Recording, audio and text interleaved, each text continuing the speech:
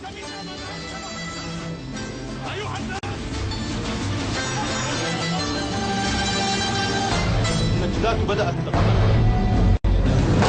18 Zulhijjah tahun 35 Hijriah, kota Madinah dilanda kekacauan.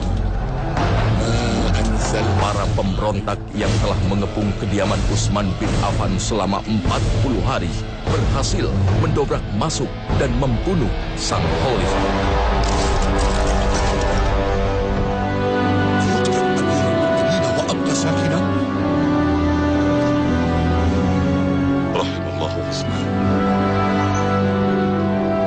Muslim berduka.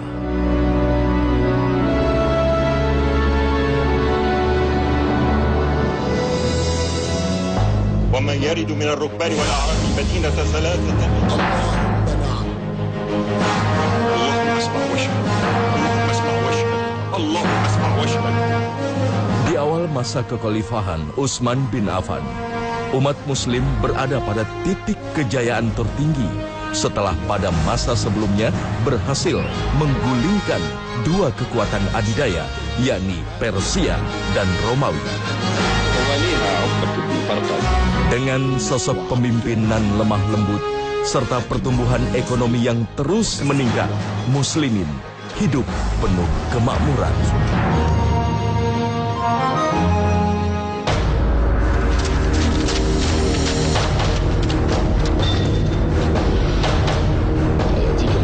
Namun dengan beban hidup yang semakin berkurang, justru muncul ancaman baru dalam persatuan umat, yakni fitnah yang dilontarkan oleh pihak yang tidak menyukai Islam.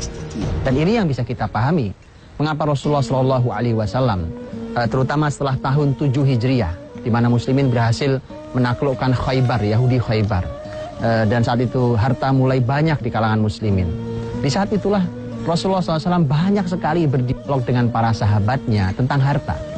Karena Nabi tahu persis bahwa keadaan sulit ini tidak lama, dan selalu akan seperti itu, bahwa muslimin dan sulitnya tidak akan lama, karena janji Allah Subhanahu wa Ta'ala adalah janji di mana Allah akan memberikan kepada muslimin seluruh bumi ini. Kekayaan pasti di mana-mana. Nabi sering mengingatkan hal tersebut. Salah satunya adalah kalimat dialog Nabi dengan Abdurrahman bin Auf radhiyallahu anhu, sebagaimana diriwayatkan oleh Imam Ibnu Majah dalam sunannya, bahwa Rasulullah SAW bertanya kepada para sahabat saat itu. Ini diceritakan oleh Abdullah bin Umar radhiyallahu anhuma. Rasulullah SAW bertanya pada para sahabat, "Idza futihat alaikum Faris war Rum, ayu qaumin antum?" Kalau Persia dan Romawi nanti kalian taklukkan, kalian menjadi masyarakat yang seperti apa? Pertanyaan yang menarik, membuka satu pelajaran mahal tentang harta. Jawaban Abdurrahman bin Auf yang saat itu hadir seakan mewakili semua sahabat. Dia mengatakan bahwa naqulu kama amaranallah. Kami Rasulullah akan tetap berkata sesuai dengan perintah Allah. Artinya kami tetap ada dalam frame syariat ini. Tapi Nabi SAW memberi pelajaran mahal. Karena kalau sudah Persia ditaklukkan, Romawi ditaklukkan, pasti muslimin berkuasa dan kaya. Maka Nabi mengatakan, awa ghayra dzalik, jangan-jangan tidak begitu. Kata Nabi, jangan bukan tidak seperti itu. Jangan-jangan kalian sudah tidak lagi berada dalam syariat Allah SWT. Kata Nabi, tatanafasun, kalian akan berlomba untuk mendapatkan dunia itu. Kemudian setelah itu thumma tatahasadun, kemudian saling hasad muncul di antara kalian, saling dengki di antara kalian, berlomba bergesekan, muncul hasad di antara kalian. Thumma tatadabarun, kemudian kalian saling tidak mau bertegur sapa lagi, saling membelakangi.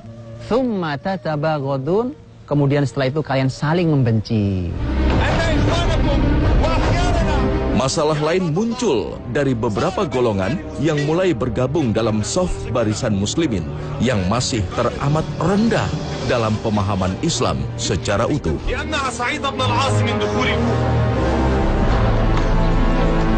Adalah seorang Yahudi asal Yaman yang bernama Abdullah bin Saba yang berperan sebagai otak pemecah belah persatuan umat muslimin. Dengan kelihayannya, Abdullah bin Saba melempar isu yang membuat kebingungan serta keresahan di kalangan umat dalam hal pemahaman konsep Islam. Memang musuh itu punya peran untuk menjatuhkan muslimin.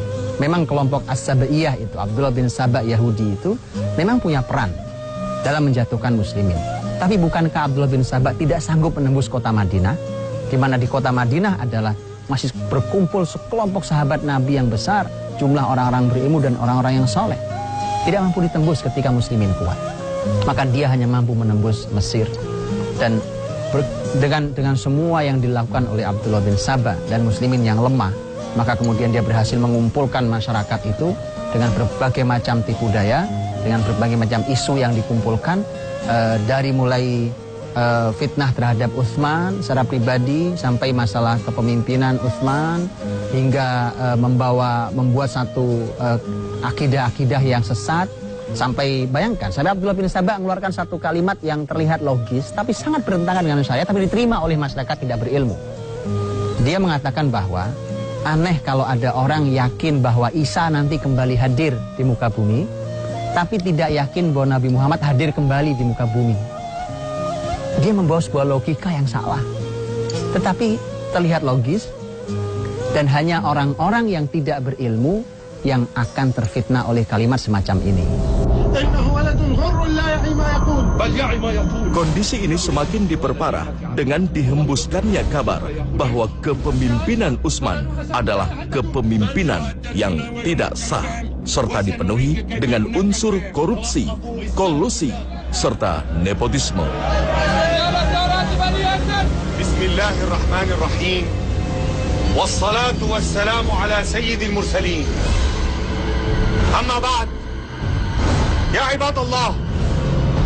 Amara Allah Ta'ala fi kitabih al-aziz an na'mura bil ma'ruf wa nanha 'anil munkar.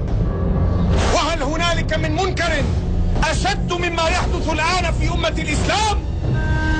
أمير المؤمنين يعزل الصحابة ويبعد أهل التقى والإصلاح ويولي أقرباءه ولاة على المسلمين. Utsman dituduh telah menyelewengkan kekayaan negara dan menunjuk beberapa orang dari kalangan keluarganya untuk menduduki jabatan penting di pemerintahan. Namun pribadi Utsman bin Affan yang tenang serta lemah lembut tidak sedikit pun terbawa emosi dalam menanggapi fitnah serta tuduhan yang dialamatkan kepada dirinya. Bahkan hingga para pemberontak yang berjumlah ratusan orang memasuki kota Madinah untuk menumbangkan kekhalifahannya, tak sedikit pun ada keinginan dari Utsman bin Affan untuk meredam mereka dengan cara kekerasan. Utsman justru membuka dialog dengan massa yang telah emosi akibat api fitnah. Namun emosi para pemberontak semakin tak terkendali.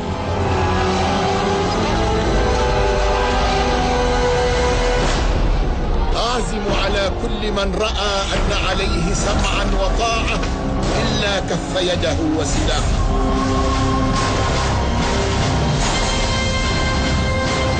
Hingga akhirnya di hari Kamis tanggal 18 Zulhijjah tahun 35 Hijriah, Khalifah Utsman bin Affan tewas di tangan para pemberontak yang telah termakan fitnah.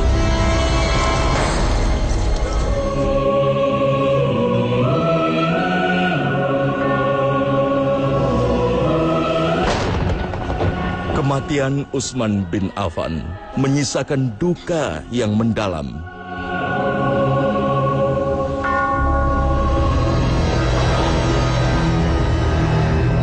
Suasana Madinah semakin mencekam.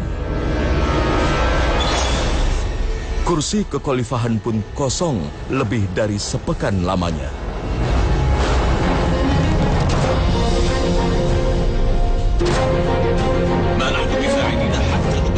Atas desakan kaum muslimin dan para sahabat, Ali bin Abi Thalib akhirnya bersedia dibaiat menjadi khalifah.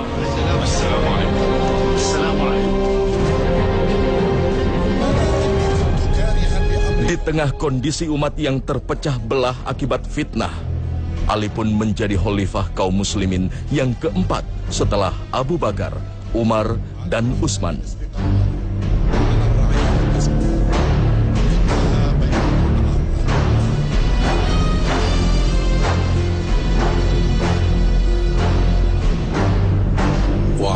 والسلام. Kebijakan utama Khalifah Ali yang mengutamakan pemulihan stabilitas di kalangan umat justru mendapat banyak tentangan.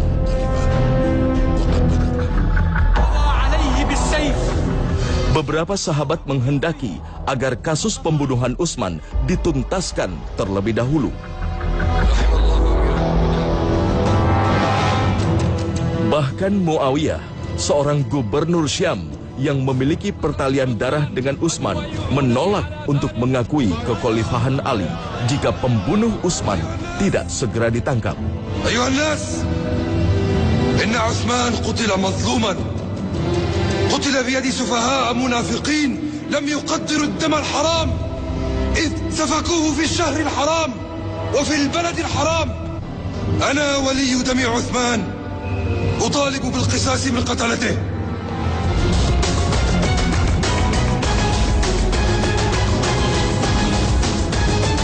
Beberapa sahabat mulia seperti Tolhah bin Ubaidillah, Zubair bin Awam, termasuk Ummul Mukminin Aisyah radhiyallahu anha berinisiatif untuk bergerak ke Kufah yang saat itu dijadikan ibu kota pemerintahan.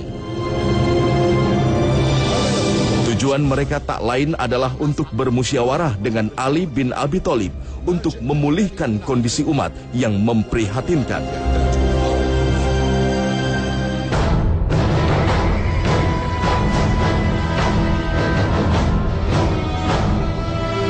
Di wilayah Basrah, mereka bertemu dengan rombongan Ali bin Abi Thalib yang bergerak dari arah Madinah. Disinilah mereka mencapai kesepakatan untuk bahu-membahu membersihkan fitnah yang melanda umat.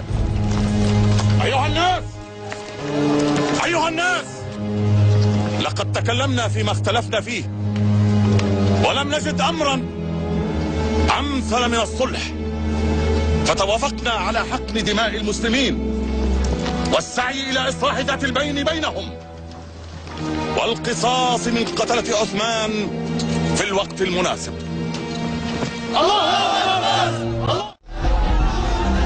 Namun ironisnya, para penebar fitnah justru tengah berada di antara mereka.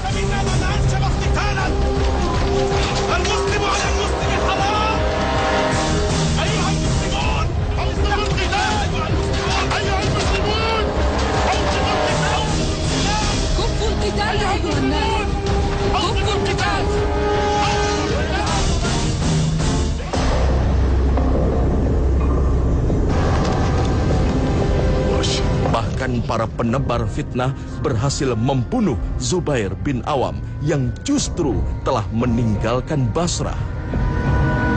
الصلاة الصلاة الله أكبر الله أكبر أشهد أن لا إله إلا الله وأشهد أن محمدا رسول الله حي على الصلاة حي على الصلاة حي على الفلاح حي على الفلاح قد قامت الصلاة قد قامت الصلاة.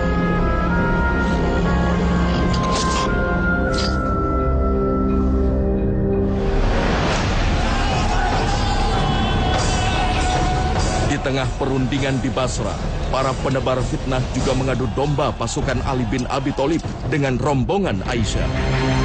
أيها الناس، أيها الناس، أتنصتون؟ أيها الناس، Puncaknya, kedua kubu tersebut lepas kendali dan saling menyerang.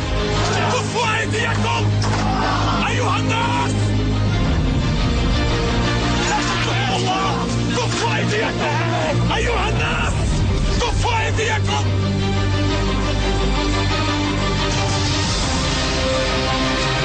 لا تتقوا الله! أيها الناس! كفوا أيديكم! Bahkan sahabat mulia Tolhah bin Ubaidillah ikut menjadi korban.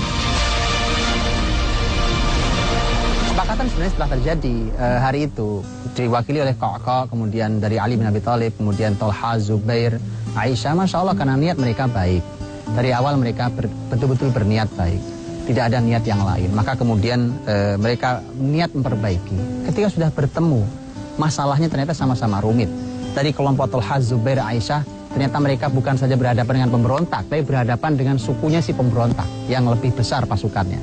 Kemudian di dalam pasukan Ali pun terdapat para pemberontak itu, sama keadaannya, sulitnya. Sehingga Koko mengatakan ketika sama sulitnya mari kita tenangkan dulu, sehingga kita bisa memilah nantinya, baru kita tangkap pembunuh Utsman. Mereka sepakat. Nah, karena kesepakatan ini, maka kemudian para pemberontak merasa tidak aman. Kalau muslimin saat itu Ali dan Thalha, Zubair, Aisyah semua sepakat, maka pasti kalau mereka sudah sepakat kita yang akan kena. Karena mereka tahu mereka sumber masalah, maka mereka mengatakan jangan sampai muslimin bersatu. Yang mereka lakukan adalah mereka kemudian membuat masalah. Mereka bahkan disebutkan malam itu mereka sempat berkumpul dalam rahasia, sebagian disebutkan dalam para ahli sejarah. Kemudian mereka mulai melempar panah dan tombak di antara mereka. Ada yang melempar panah ke arah kubu Ali, ada yang melempar panah ke arah kubu Aisyah radhiyallahu anha. Maka kemudian masing-masing menduga, mengapa kita diserang? Bukankah kita telah sepakat untuk damai? Akhirnya terjadilah esok harinya adalah peperangan. Peperangan yang sangat menyakitkan. Karena ini peperangan sama orang beriman. Dan subhanallah, karena mereka orang-orang yang baik. Mereka berniat baik. Sehingga di tengah peperangan pun mereka mengatakan jangan bunuh orang beriman. Jangan sampai ditawan mereka, jangan masuk ke rumah mereka. Tidak boleh. Karena ini perbedaan pendapat antar orang beriman. Bukan dengan musuh. Kalau musuh silakan tawan, silakan dibunuh karena musuh. Nah, ini bukan. Ali berteriak begitu, Thalha, Zubair, Aisyah semua berteriak-teriak itu. Tapi apalah gunanya teriakan saat senjata telah dihunuskan. Maka jangan sampai kita terlambat lagi. Bahwa begitu senjata telah dihunuskan, masyarakat telah tidak tahu mana yang benar, mana yang salah. Di saat itu kita menasihati, jangankan kita, sahabat pun berteriak-teriak. Bahkan Ummul Mukminin radhiyallahu anha berteriak. Sahabat mulia Ali, Thalha, Zubair, mereka sudah tidak ada lagi gunanya berteriak-teriak. Keadaan sudah sangat kacau, peperangan terjadi, saling membunuh di antara mereka. Sejarah akan terulang bahwa bagaimana keadaan rumit seperti ini akan terjadi ketika muslimin memang dalam keadaan lemah di dalam internalnya. Sampai kemudian saat itu Ali bin Abi Thalib melihat bahwa korban sangat banyak terjadi di sekitar unta yang dinaiki oleh Aisyah radhiyallahu anha. Aisyah sendiri terancam meninggal karena Aisyah itu malah coba untuk dibunuh. Bukan Ali yang bunuh, bukan pasukan Ali yang membunuh, tapi para pemberontak itu yang mau membunuh Aisyah. Aisyah berada di dalam Haudaj. Haudaj itu adalah sebuah rumah kecil yang ada di atas punggung unta. Itu namanya Haudaj. Dan disebutkan oleh sejarah bahwa Haudajnya Aisyah itu sudah seperti landak. Jadi karena kotak begitu, kemudian anak panah bertancapan di situ semua, seperti binatang landak itu. Jadi panah, tombak menancap di situ. Sasarannya siapa? Ummul Mukminin Aisyah radhiyallahu anha. Dan bukan pasukan Ali yang salah, sama sekali tidak. Yang salah adalah para pemberontak itu. Mereka ingin mencelakai Aisyah, bahkan membunuh Aisyah. Para sahabat tentu menjaga Aisyah sampai korban berjatuhan di sekitar unta yang dinaiki Aisyah, baik dari kubu Aisyah ataupun kubu Ali. Maka kemudian Ali mengatakan kepada sekelompok orang tertentu di kalangan sahabatnya, ambil haudajnya, potong kaki atau tebas kakinya unta, kemudian dia jatuh, ambil haudajnya, segera selamatkan Ummul Mukminin. Subhanallah, orang baik. Tidak ada niat membunuh, tidak ada niat, mereka hanya ingin memperbaiki. Maka ditebaslah kakinya unta itu, unta terjatuh, kemudian haudajnya itu dibawa oleh beberapa orang yang diutus Ali, dibawa lari. Dan kemudian Aisyah diselamatkan oleh Aisyah. Ada peristiwa-peristiwa yang semakin menguatkan bahwa sebenarnya tidak ada masalah dengan mereka, tidak ada ingin saling membunuh di antara mereka. Thalha, Zubair menjadi korbannya. Saat itu bahkan Zubair bin Awam radhiyallahu anhu, dia mundur dari peperangan bahkan sebelum perang dimulai karena dia bertemu dengan Ali bin Abi Thalib. Ali mengingatkan, Zubair, tidakkah kau ingat kalimat Rasulullah SAW saat kau juga ada? Mengapa kau perangi aku? Nabi melarang itu. Zubair ingat, oh iya aku baru ingat. Kemudian Zubair juga diingatkan, saat itu Zubair melihat Ammar bin Yasir. Kemudian begitu melihat Ammar ada di pihak Ali, Zubair ingat hadis Nabi SAW. Bahwa ya Ammar taqtuluka fi'atun baghiyah. Wahai Ammar, kamu akan dibunuh oleh sekelompok orang yang zalim, sekelompok orang yang memberontak. Tentu ketika Zubair berhadapan dengan Ammar bin Yasir, dia merasa kalau gitu kita kelompok itu, jangan-jangan kita akan membunuh dia. Dan makanya dia kemudian mengundurkan diri dari peperangan itu. Tapi kemudian justru lagi-lagi bahwa orang-orang yang memberontak itu ingin tetap kekacauan terjadi, tidak mau ada perdamaian, maka dibunuhlah Zubair. Tolha juga demikian. Tolha radhiyallahu anhu juga sama. Akhirnya dia juga terbunuh di peperangan itu. Saat dia berteriak-teriak, berhenti, berhenti, perang berhenti, jangan saling membunuh. Malah kemudian dia terkena senjata dan kemudian wafat. Aisyah yang selamat, Ali yang selamat radhiyallahu anhum ajmain, dan baik Ali ataupun Aisyah dan semua orang yang hadir, orang-orang beriman, semua menyesal. Semua menyesal. Bahkan disebutkan Ali mendatangi putranya Hasan yang saat di Robadah sudah menegurnya, jangan berangkat ayah. Walaupun Hasan juga akhirnya ikut ayahnya. Sang ayah memeluk Hasan sang putra yang sudah mengingatkan bahwa kemudian begitu dipeluk kemudian Ali menyesal dengan mengatakan ayah berharap ayah meninggal 20 tahun yang lalu. Aisyah juga sama. Aisyah bahkan mengeluarkan sebuah kalimat. Dia mengatakan bahwa demi Allah, kalau aku punya 20 anak dari Rasulullah Muhammad SAW, kemudian anak ini anak yang sangat baik, kemudian meninggal satu persatu, itu lebih ringan bagiku dibandingkan aku harus melihat peristiwa hari ini. Semua menyesal. Tapi sekali lagi bahwa ini penyesalan saat kemudian kekacauan sudah terjadi. Maka mari kita berpikir seperti kalimat para ulama. Bahkan kita diajari sampai berucap, apalagi sampai bertindak. Kita diajari oleh para ulama kita bahwa kita harus berhati-hati. Ada kalimat yang sangat baik, dikatakan bahwa jangan sampai kita berkata sesuatu dan kita perlu meminta maaf setelah itu. Kalimat sangat luar biasa. Jangan sampai kita berkata tentang sesuatu kemudian kita perlu meminta maaf setelah itu. Artinya pikirkan sebelum berucap. Jangan sampai kita menyesal setelahnya.